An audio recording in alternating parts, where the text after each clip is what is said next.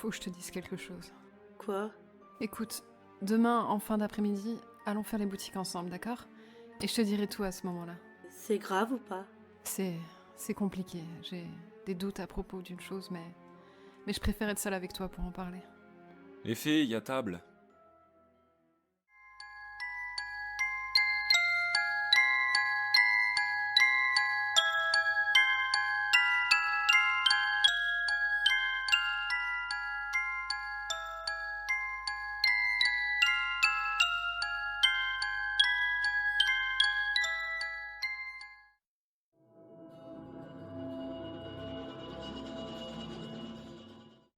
J'acquiesce pour lui exprimer mon accord.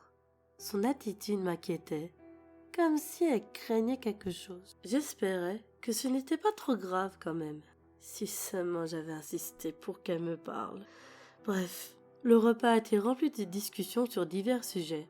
J'avais délibérément fait en sorte de ne pas reparler du sujet du tueur au piolet. Comme ça, personne ne pouvait savoir pour mon enquête.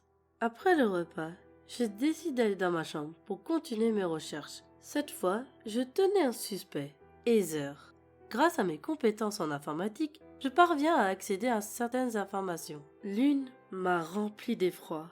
Un article parlait de la mort d'un homme dans la région il y a des années de cela. Et pas de n'importe qui, le mari d'Heather. Chute mortelle d'un homme dans l'ascension du Mont Blanc. Christophe, un homme d'une trentaine d'années, a fait une chute mortelle. Il était accompagné de sa femme, Heather, qui alertait les secours. Après plusieurs heures de recherche, le corps a été retrouvé. Sa femme explique qu'il aurait glissé et que son câble s'est coupé en deux. D'après un témoin, le corps de l'homme ressemblait à une bouillie de viande, éclaté comme une pastèque. Pas très glamour tout ça. Des morceaux de son corps étaient éparpillés à l'endroit où il a atterri. Les policiers ont eu du mal à tout récupérer. Il a fallu 2 jours pour avoir tous les morceaux sans exception. Selon le médecin légiste, il est difficile de savoir comment il est exactement mort à cause de l'état du corps. Dans la ville de Chamonix, certains soupçonnent sa femme d'avoir provoqué la mort de son mari. Ça n'allait plus entre eux. J'ai même entendu une fois Heather dire qu'elle allait le tuer un jour, témoigne un ami proche de la victime. La femme a été entendue dans cette affaire, mais a vite été relâchée. Aucune preuve ne permet de conclure à un meurtre. La corde n'a pas été sectionnée par une quelconque personne. Elle s'est coupée en raison de l'usure, témoigne un expert de la police. Un mystère entoure malgré tout cette mort. Est-elle accidentelle, comme le prétend la femme du défunt, ou serait-ce un meurtre caché derrière un accident? En tout cas, l'affaire est classée et la mort de l'alpiniste est considérée comme étant un terrible accident.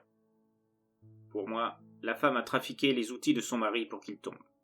Il n'avait aucune chance de survivre à une telle chute. Un alpiniste?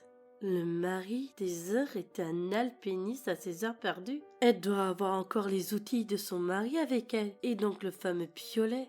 Maintenant, je me souviens qu'elle me les avait montrés. Sur le meuble de l'entrée, une photo de son mari était posée. Heather m'a expliqué qu'il n'était plus de ce monde depuis quelques années. Je vais me coucher avec cette découverte, mais aussi avec une interrogation. Que veut me dire Robin? Je finis par m'endormir en ayant pris un peu de somnifère à cause du stress. Le lendemain, je me réveille. Je vois 11 heures du matin sur mon téléphone. Personne n'a interrompu mon profond sommeil. Je me lève rapidement, mais quelque chose m'interpelle. Aucun son ne se fait entendre dans la maison. Je crie les prénoms de mon frère et de ma meilleure amie. Puis, sur la table, 2 papiers s'y trouvent. Le premier est de Robin. Coucou, c'est ta Robin. Je suis partie en course. Je reviens aussi vite que possible. Hâte d'être avec toi cet après-midi. On va s'acheter plein de belles choses. Bisous. Le second vient de mon grand frère, Nico.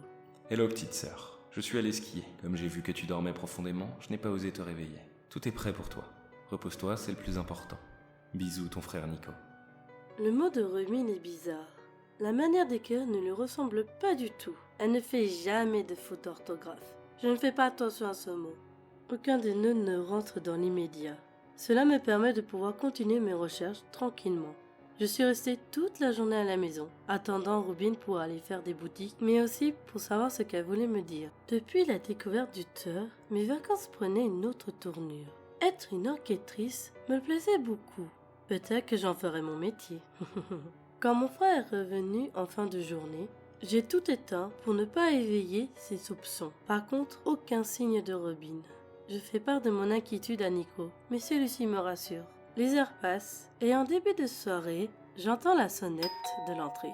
Je me dirige vers la porte et l'ouvre en pensant que c'est Robin. Bonsoir, je suis policier. Bonsoir, il y a un souci? Vous êtes bien Sanae? Oui? Connaissez-vous cette personne? Oui, c'est Robin, ma meilleure amie. Vous savez où elle est? Elle n'est pas entrée, et on est en début de soirée déjà. Ça lui ressemble pas du tout. Monsieur, est-ce que vous savez quelque chose? Si oui, je vous en supplie, dites-le-moi. Je suis au regret de vous annoncer que votre amie est décédée. On a retrouvé son corps près de la rivière. Larve. Nous pensons qu'elle a rencontré le tueur au piolet, vu la manière dont elle est morte. Non, non, vous mentez. C'est pas possible. C'est un cauchemar. C'est pas réel. Ma tête tourne. Je peux pas y croire. Robin, pourquoi toi? Je m'appuie sur le rebord de la porte. Le policier et Nico me demandent si je vais bien. Je leur fais un signe de tête négatif. Ils me soutiennent et m'emmènent sur le canapé pour m'asseoir. Il me faut quelques minutes pour être en état de dire une phrase correcte. Je pleure de tristesse. Des torrents de larmes ne cessent de couler. Pourtant, je vais devoir vivre sans sa présence. Je considérais Robin comme ma meilleure amie, ma confidente, ma sœur de cœur, toujours là dans les moments les plus durs. Toutes mes condoléances, mademoiselle. Je suis désolé de vous demander cela, mais avez-vous le numéro de ses parents? Je dois les prévenir pour la mort de leur fille. Oui, je l'ai. Tenez, voilà le numéro de ses parents. Je vous remercie, et encore toutes mes condoléances. Le policier s'en va. Mon Dieu, ses parents étaient tellement dévastés par la nouvelle. Robin était fille unique. La perte d'un enfant, dans de telles circonstances, est un chagrin insurmontable. Personne ne peut se l'imaginer sans l'avoir vécu. À cette pensée, je me dirige vers la chambre de Robin. Je dis à mon frère mon désir d'être seul dans ce sanctuaire désormais. Nico comprend et me laisse tranquille. Quelle chambre rangée et ordonnée, digne de ma meilleure amie. Chaque chose se trouve à sa place. Rien ne traîne à terre. La chambre de mes rêves. Je tente de m'endormir, mais je n'y suis pas arrivée. Trop de choses fusaient dans ma tête. Et puis, j'ai repensé à ce qu'elle voulait me dire. Quand j'y pense maintenant, le profil du tueur au piolet correspond qu'à une personne, Heather. Toutes les informations convergeaient vers elle. Amari Alpinis possédant un piolet, le surnom de Marmotte à mon encontre, elle connaissait les victimes, et en plus, elle vient de Chamonix. Je devais enquêter chez elle. Au lendemain de cette terrible nouvelle, je sors pour rendre visite à Heather. Mon angoisse remontait à la pensée de me retrouver face au tueur. Je fais des exercices de respiration pour me calmer. Après une heure difficile, je finis par arriver devant la porte. Je frappe et aussitôt, elle m'ouvre. Heather me connaît assez pour pouvoir savoir quelle émotion m'envahit actuellement. Qu'est-ce qui ne va pas, petite marmotte? C'est Robin. Elle est morte? Je retiens mes larmes malgré ma peine. La manière dont elle a dit cette phrase, sans aucune émotion. Et d'ailleurs, comment pouvait-elle savoir pour la mort de Robin? Personne ne le savait hormis moi, Nico et les policiers. Maintenant, mes soupçons se confirmaient de plus en plus. Je lui dis que je vais aux toilettes. Je sais que c'est l'excuse basique, mais c'est celle qui m'est venue à l'esprit en premier. Évidemment, je passe devant les toilettes, puis j'ouvre la porte de sa chambre. En ne faisant pas de bruit, j'entre à l'intérieur. Je me mets à fouiller le plus discrètement possible. Au début, rien ne me permet de la lier au meurtre. Puis, dans le fond de l'armoire, il y a une boîte. Je la prends et la pose sur le lit. Ce que je découvre à l'intérieur m'horrifie. L'image de mon ancienne nourrice s'écroule. Dans la boîte, je tombe sur le téléphone ensanglanté de Robin, sur des photos d'elle, morte. D'un coup, mon monde devient noir. Je ne sais pas combien de temps je suis restée dans l'obscurité, mais quand mes yeux s'ouvrent à nouveau, je ne suis plus dans l'appartement des heures. Je suis allongée sur un sol froid. Une douleur à la tête me submerge au même moment. Mon esprit est embrouillé avec le coup reçu. Alors, on est réveillé, petite marmotte? Comment? Oh, ça n'a pas été compliqué. Mais tu crois que c'est moi qui ai tué toutes ces personnes? Tu te trompes lourdement. Pourquoi tu as... Elle me frappe violemment avec un couteau à ma jambe gauche. La douleur est tellement forte que je hurle. Je ne reconnais plus mon ancienne nourrice. Le plaisir de voir du sang et de la souffrance sur mon visage la remplissait de bonheur. Son grand sourire m'a fait frissonner. Vous voyez le Joker, l'ennemi de Batman? Eh ben, celui des heures était exactement le même. Plusieurs coups de poing se sont enchaînés sur tout mon corps. Le sang a éclaboussé les murs et le sol de la pièce. Faut pas s'endormir, sinon je te refrappe encore plus fort que ça. Où sommes-nous? Oh, tout simplement dans la cave d'une maison abandonnée. Tu vas faire quoi de moi? La mort t'attend. Je vais t'ouvrir à plusieurs endroits de ton petit corps de fillette. Je te regarderai ensuite te vider de ton sang. Pour moi, c'est la chose la plus excitante qu'il soit. Le sang, le sang, le sang. L'odeur, c'est tellement... Tes parents seront là pour t'accueillir dans leurs bras quand tu nous auras quittés. L'expression des heures change radicalement. Sans comprendre, je vois son corps tomber à terre, inerte. Du sang sort de sa bouche, sa respiration saccadée. Ses yeux s'emplissent d'effroi, puis deviennent vides de vie. Dans son dos, un piolet est planté. Malgré ma vision, je perçois une ombre qui s'approche du cadavre et qui lui retire violemment le piolet du dos. Un craquement se fait entendre. Cela me dégoûte au plus haut point. L'inconnu donne plusieurs coups de piolet sur le cadavre. Les craquements recommencent à nouveau. Le sang. Des flashs de la mort de mes parents reviennent. La réalité et les flashs se confondent. Mes nerfs lâchent complètement au point que je perds connaissance. À mon réveil, le corps des heures est toujours là, ainsi que l'inconnu. Maintenant, j'arrive à voir son visage. Non, impossible. Ça peut pas être vrai. La personne n'est d'autre que mon grand frère Nico. Dans sa main droite, il tient le piolet ensanglanté. Des gouttes de sang en tombent. Son regard me fait peur. Il est tellement froid dans son attitude. Il pointe l'arme vers moi. Ses yeux ressemblent à ceux d'une bête féroce, guettant sa proie. Mon cerveau fait le lien entre le tueur au piolet et Nico. Moi qui pensais que c'était Heather, je me suis totalement trompée. L'angoisse m'envahit, mais je ne le montre pas, pour ne pas éveiller ses soupçons. Malgré mes peurs, je décide de lui parler. C'est toi le fameux tueur au piolet? Pourquoi tu les as tués? Réponds-moi! À ton avis, tous ces garçons ne méritaient pas de vivre, voyons. Ah oui? Heather et Robin aussi méritaient pas de vivre? Tu ne sais pas tout, ma chère sœur, concernant ta nourrice. Quant à Robin, elle n'avait pas là à être au mauvais moment. Mais merde! Tu te rends compte de ce que tu as fait? Petite sœur, la vie est ainsi. Certains meurent et d'autres vivent. Ces mots me choquent. Mon frère n'avait aucun sentiment pour les vies brisées. Aucune émotion n'émane de lui. Tous ces adolescents, Heather et Robin. Non, c'est pas vrai. Le chagrin m'envahit. Des larmes coulent de mes yeux sans s'arrêter. À cause de moi, ma meilleure amie et mon ancienne nourrice ne sont plus de ce monde. Pourquoi t'es retournée dans cette ville? Ça devait pas se passer comme ça. Malgré tout, je devais garder mon sang-froid et en savoir plus. Pourquoi cette âme pour tuer?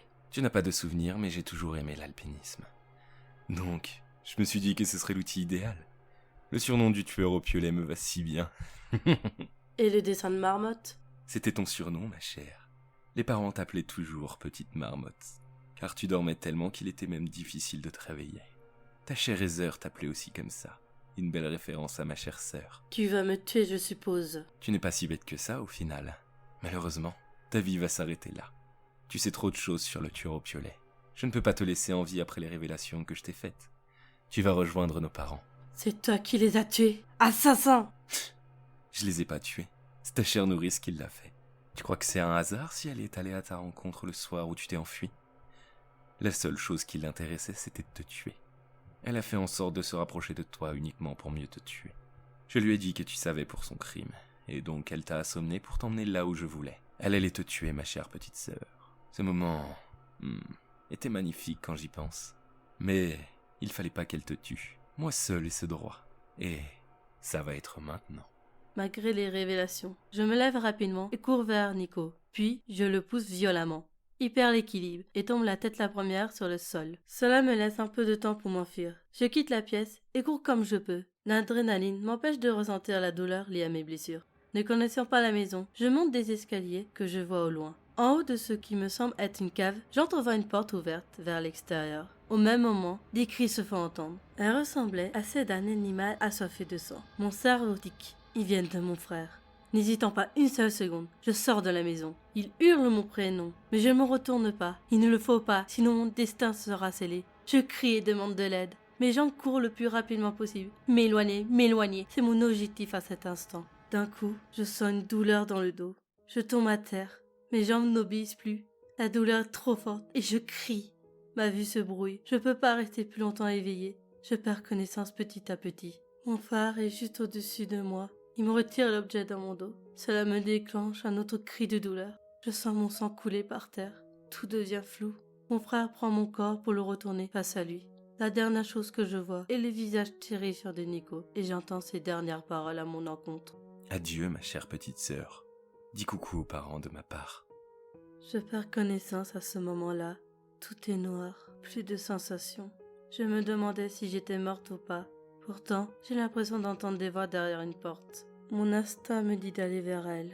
Avec difficulté, je parviens à ouvrir la porte et une lumière intense envahit le lieu. Mes yeux s'ouvrent, la pièce est blanche et mon corps se trouve sur un lit. Je me sens désorientée. D'un coup, une porte s'ouvre et une dame en blouse blanche entre. Bonjour mademoiselle, je vois que vous êtes enfin réveillée. Vous nous avez fait peur. Nous avions cru que vous alliez y rester, avec toutes vos blessures. Où suis-je ? Vous êtes à l'hôpital. Ça fait 1 semaine que vous êtes dans le coma. Vous êtes une miraculée. Pourquoi je sens pas mes jambes ?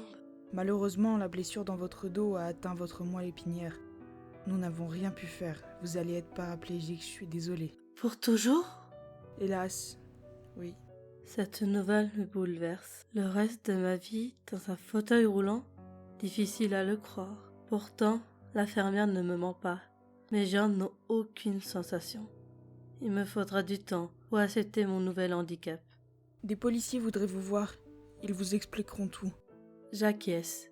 Elle sort de ma chambre et 2 policiers y entrent. Je reconnais l'un d'eux qui était venu m'annoncer la mort de Robin. Avec la nouvelle concernant mon handicap, je n'ai pu retenir mes larmes. Les policiers ne disent rien sur le moment. Et celui que je connaissais finit par venir vers moi pour me consoler. Après quelques minutes, je relève ma tête vers eux, tout en essuyant mes yeux. J'attends qu'ils parlent. La seule chose que je voulais savoir, c'est si Nico avait été arrêté. Mon propre frère. Comment tout cela a-t-il pu arriver ? Bonjour, vous devez vous demander ce que nous faisons là. Où est Nico ? Il a été appréhendé. Il a tenté de s'enfuir, mais nous avons fini par l'attraper. Votre amie, Robin, nous avait fait part de ses soupçons envers votre frère. Ce n'est plus mon frère, monsieur. Pardon, pour en revenir aux faits, elle nous avait appelé car elle avait trouvé des choses étranges chez Nico. Mais avant qu'elle puisse faire quoi que ce soit, elle a été tuée par Nico. Voilà pourquoi elle voulait me parler en privé. Je comprends mieux son trouble. Oh Robin, pourquoi tu m'as rien dit ? Tu serais pas morte. Mademoiselle, ne vous sentez pas coupable des événements. Vous ne pouviez pas prévoir cela. Nico va être jugé pour meurtre et tentative de meurtre. Nous souhaiterions avoir votre témoignage dans cette affaire. Sachez que vous ne serez pas considéré comme sa complice. La fouille dans votre maison a prouvé que vous n'étiez pas impliqué. De plus, nous avons découvert que votre nourrice était celle qui a tué vos parents. Nico avait en sa possession des preuves. Malheureusement, en raison de la mort d'Heather, aucun procès n'aura lieu pour l'affaire de vos parents. Je comprends. Elle m'a tout dit pendant ma séquestration sur le meurtre de mes parents. Dites-moi, que risque Nico ? La prison à perpétuité. Sur ce, nous vous souhaitons un bon rétablissement. Merci. Bon rétablissement et prenez soin de vous. Les 2 policiers sont sortis de la chambre. Un soulagement envahit mon cœur en même temps qu'une tristesse. Nico n'allait plus être une menace pour les habitants de Chamonix. Pourtant, une part de moi se sent coupable des événements. Ces garçons et ma meilleure amie.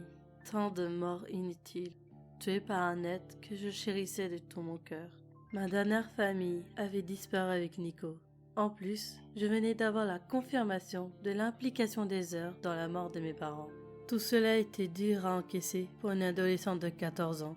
Je devais vivre avec cela à jamais. Je suis restée à l'hôpital pendant près de 2 semaines. Les parents de Robin m'ont rendu visite entre-temps. Ils me font comprendre que je suis une victime dans l'histoire. Personne ne pouvait le soupçonner. Une fois sortie, j'ai été mise sous leur tutelle. Malgré la mort de leur fille et mon handicap, ils ne voulaient pas m'abandonner. Ils me considéraient comme leur second enfant. Pour ces crimes, Nico a été jugé 2 ans après les faits. J'ai assisté au procès avec mon fauteuil roulant. Mon regard fixait mon bourreau avec mépris. Je n'employais plus le mot frère pour le désigner. Le procès a duré plusieurs jours. Et entre-temps, mon témoignage a été entendu. À la fin, Le jugement a été clair et sans détour. Prison à perpétuité. Les familles des victimes étaient soulagées, tout comme moi. Ce jour-là, j'ai pris mon courage à deux mains pour aller les voir. Je leur ai dit à quel point j'étais désolée pour ce qui était arrivé à leur enfant. Mais elles m'en tenaient pas rigueur. Ils se doutaient que je souffrais de cette situation, notamment avec mon handicap.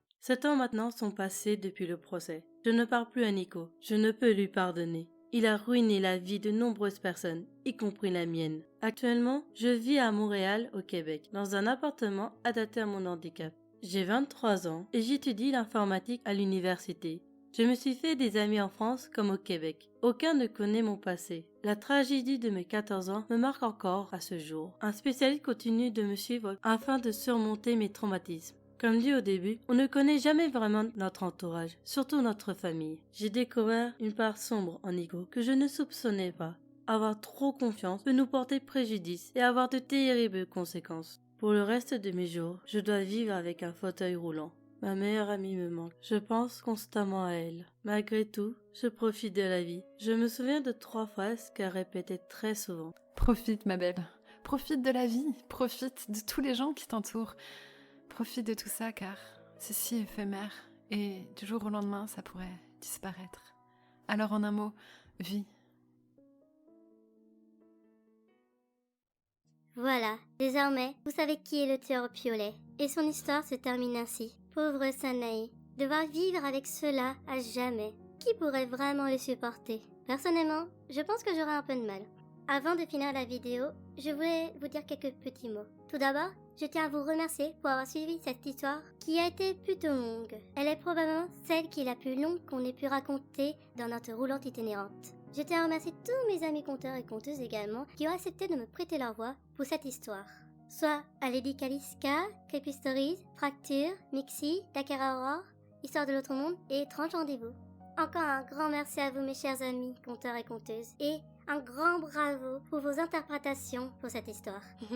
Je crois que j'ai rien d'autre à dire, hormis ces 2 choses. Sur ce, je vais vous laisser et je vous dis à la prochaine dans la roulante itinérante.